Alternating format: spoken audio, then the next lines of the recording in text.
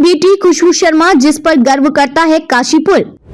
Germany के राष्ट्रीयकृत bank में करती है जॉब, लोगों को सिखाती है जर्मनी। इतनी सी उम्र और 24 देशों का कर चुकी है भ्रमण। जानिए काशीपुर के प्रतिष्ठित कचौरिया महाराज परिवार की इस बेटी के मेहनत और लगन की दास्तां को। नमस्कार, सिटी न्यूज काशीपुर में विकास गुप्ता। मैं हमेशा कहता हूँ ना, मुस्कुराइए आप काशीपुर में, क्योंकि मुस्कुराना इसलिए भी बनता है कि जब हमारे यहाँ के बच्चे और ख़ासतौर पर बेटियाँ कुछ अच्छा काम करती हैं तो मुस्कुराहट एक नागरिक होने के नाते, मुस्कुराहट एक पिता होने के नाते, मुस्कुराहट एक पत्रकार होने के नाते मेरी बन जाती है। आज मैं एक ऐसी शख्सियत से आपको रूबरू करा रहा हूँ जिनके बारे में जब मैंने जाना तो मुझे लगा कि वाकई ये बेटी तो कमाल कर रही है। इससे पहले कि मैं उस शख्सियत से आपको रूबरू कराऊँ, उनके विषय में 2 लाइन में बता दूँ। काशीपुर के प्रतिष्ठित कचौरिया महाराज परिवार की ये बेटी है, नाम खुशबू शर्मा है। राधे हरि राजकीय स्नातकोत्तर से स्नातक करने के बाद इस बिटिया ने जर्मनी सीखी और पहुंच गई जर्मनी। वहाँ के प्रतिष्ठित बैंक में सर्विस करी है और अब बेंगलुरु में है। लेकिन एक ऐसा शौक लगा कि पूरी आधी दुनिया घूम डाली। यहाँ 24 कंट्रीज मायने रखती है, केवल इसलिए कि मुझे मिलना है लोगों से, घूमना है और देखना है कि किस तरह से और देशों के लोग रहते हैं। लेकिन भाया अपना इंडिया ही। वापस आ गई हैं, बेंगलुरु हैं खुशबू शर्मा। नमस्कार दर्शकों, सबसे पहले मैं धन्यवाद देना चाहूँगी विकास भैया का, जिन्होंने अपना समय निकाल कर आज वो आई थी बारिश में। आज बारिश भी हो रही काफी। हाँ, बारिश हो रही है, इसलिए पकौड़े भी खाने को मिल गए। लेकिन खुशबू, बात करें तो मैं सीधे पॉइंट पर आ जाता हूँ। 24 कंट्री आपने बताया घूमी है आपने, कौन कौन सी कंट्री? हाँ, तो इसमें फ्रांस है, स्विट्ज़रलैंड है, क्रोएशिया है, डेनमार्क है, स्कैंडिनेवियन कंट्रीज़ हैं काफ़ी, आइसलैंड है और क्रोएशिया, चेक रिपब्लिक, जितनी भी ये शेंगन कंट्रीज़ हैं उसमें मैंने सारी मोस्टली। सबसे अच्छी कंट्री कौन सी लगी? सबसे सुंदर स्विट्ज़रलैंड था। Switzerland, no doubt. या उसके बाद आपके नीदरलैंड्स भी बहुत सुंदर है, फ्रांस भी अच्छा है। तो काफ़ी यूरोप की सारी कंट्रीज़, वो 2000 बैक हिस्ट्री की है। तो इटली भी घुमाया, वो भी बहुत सुंदर कंट्री है। तो सारी कंट्रीज। अच्छा, ये जो जर्नी रही आपकी 24 देशों की और अब आप बेंगलुरु में हैं, ये किस तरह से शुरुआत हुई और किस तरह से रही? क्योंकि बहुत सारी बेटियां भी खुशबू शर्मा बनना चाहती हैं, तो थोड़ा सा जी। मैंने स्टार्ट किया था करियर अपना 2012 में डॉइचे बैंक से, जिसमें मैं अभी कार्यरत हूँ। ये जर्मनी का नेशनल बैंक है। उसके बाद 2015 में मुझे अपॉर्चुनिटी मिली बॉश कंपनी से, जहाँ पर मेरे कार्य को बहुत स्वीकारा गया और वहाँ पे मेरी जो मैनेजर थी उसने वहाँ पे मुझे जर्मनी जाने का, ऑफिस के काम की वजह से मुझे जाने का अवसर मिला। तो मैं 2015 में 1 महीने के लिए गई थी जर्मनी। बॉश हेड ऑफिस है वहाँ, मतलब बॉश ऑफिस में वहाँ पे। तो ब्रेमन गई थी फर्स्ट टाइम। तो वहाँ पर 1 महीने रह के आई और मुझे वहाँ से बहुत कॉन्फिडेंस मिला। और वहाँ पे जाके मैंने लोगों से इतना देखा कि उस कंट्री में मैं एक बार, जिस कंट्री की मैंने भाषा सीखी है, तो उस कंट्री में अपनी जाकर एक बार रहना, उस माहौल को देखना, वो मैं चाहती थी। उसके बाद से 2015 में 1 महीने के बाद आने के बाद मैंने एक जर्मनी का एक मुझे क्रेज़ आ गया था कि मुझे अब जाने जाना है उधर, उस कंट्री के लिए, मतलब जाके वहाँ पर है देखना है क्या कर सकती हूँ मैं। फिर मैं 2015 से मैं ट्राई कर रही थी अपने लेवल पे, उसके लिए प्लानिंग करी मैंने।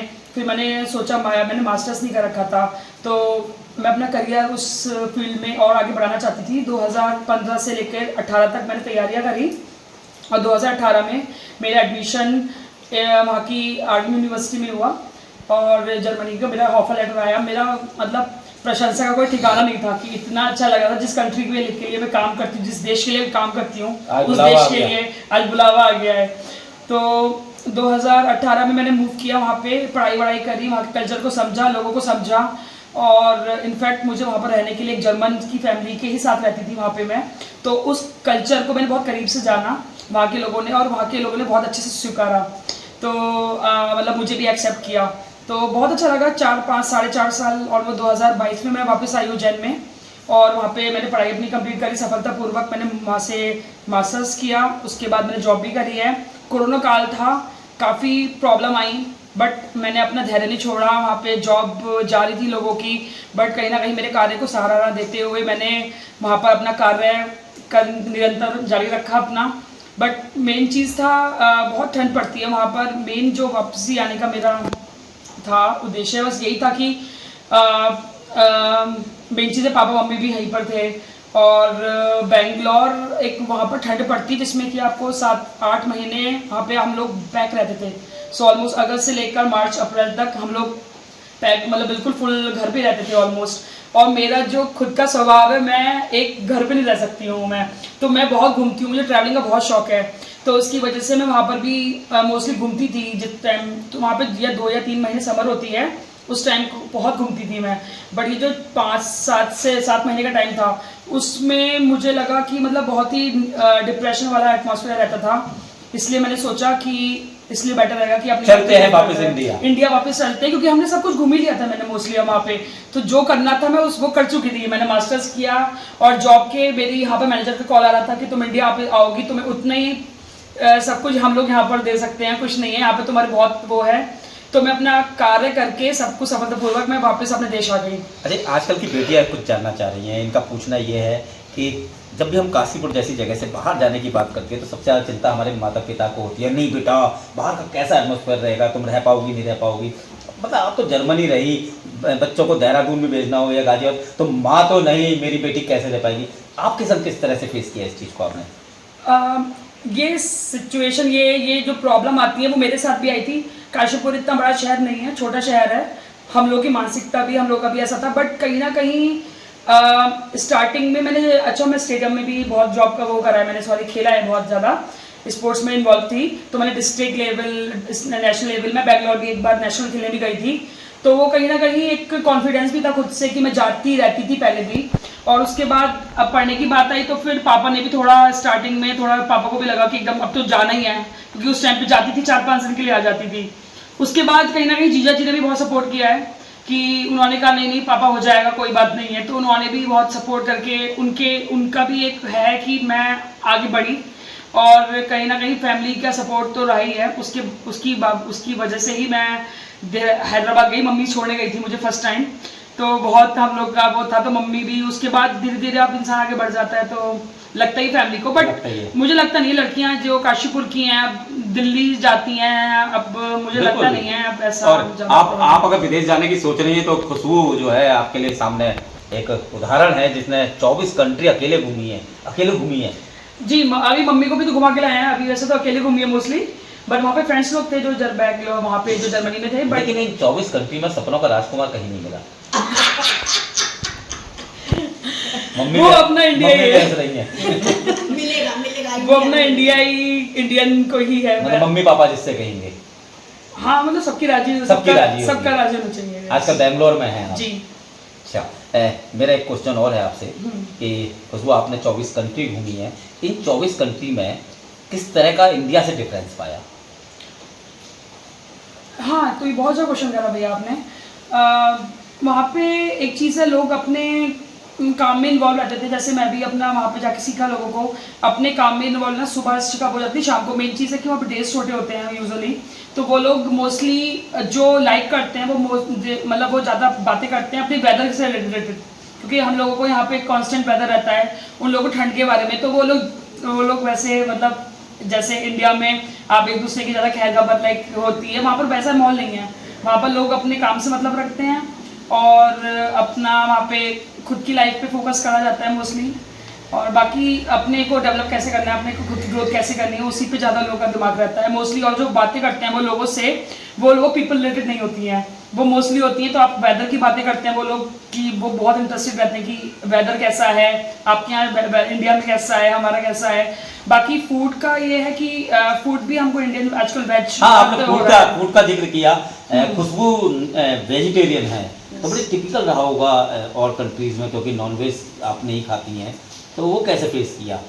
आजकल मुझे डिशेस पता थी वहाँ पे, क्योंकि मैं जब 2015 में फर्स्ट टाइम गई थी तो उस टाइम पे मैंने बहुत सारे वेजिटेरियन चीज़ें एक्सप्लोर करी थी। वहाँ पर सुपरमार्केट्स होते हैं स्पेशली, और वहाँ पे इनफैक्ट डोनर है एक जो कि मैं बहुत खाती थी, इट्स लाइक अ बर्गर। तो वहाँ पर वेज बर्गर मिलता है, तो वो खा के, तो अपना पिज़्ज़ा वहाँ पर होते हैं वेजिटेरियन, तो वो सब कुछ मतलब कोई टिपिकल नहीं आई? टिपिकल डिफिकल्टी नहीं आई, इतना फेस नहीं किया क्योंकि मुझे जर्मन लैंग्वेज भी आती है। तो अच्छा, जर्मन इसलिए लैंग्वेज, हाँ ये बात तो मैं भूल गया। यहाँ मैं आपको बता दूं कि यदि आप जर्मनी सीखना चाहते हैं तो चाहे काशीपुर है या कहीं भी है, तो खुशबू आपको ऑनलाइन क्लासेस दे सकती है। खुशबू शायद ऐसा है कुछ, आपने शायद मुझे लिखा भी था। तो आप अगर चाहते हैं, आपका बच्चा चाहता है कि जर्मनी सीखना चाहता है, तो आप खुशबू से कांटेक्ट कर सकते हैं। मैं मैसेज में डाल दूंगा इनका नंबर, इनका कांटेक्ट, तो आप, मुझे लगता है कि भविष्य के लिए बहुत अच्छा रहेगा। लेकिन एक बात है, जर्मनी होती कैसी है बोलने में? अब काशीपुर वासियों से, काशीपुर वासी के हिसाब से जर्मनी में कुछ इस तरह का कहेंगे, कोई गाना हो या कहीं आप कहीं घूमने जा रहे हैं, द्रोणा सागर या किसी चीज़ को लेकर कुछ तो सुनाइए। जर्मनी, हम भी तो सुना है जर्मनी कैसी होती है। अच्छा, तो थोड़ा सा मतलब द्रोणा सागर क्या मतलब क्या कि मतलब खुशबू द्रोणा सागर घूमने गई, फिर गिरिताल आई और फिर किसी रेस्टोरेंट में खाना खाया, तो इस सब चीज को एक भ्रमण जो काशीपुर का है वो जर्मनी भाषा में। अच्छा, तो अच्छा, okay. Guten Tag zusammen. Ich heiße Khushbu Sharma. Ich komme aus Kashipur, Uttarakhand.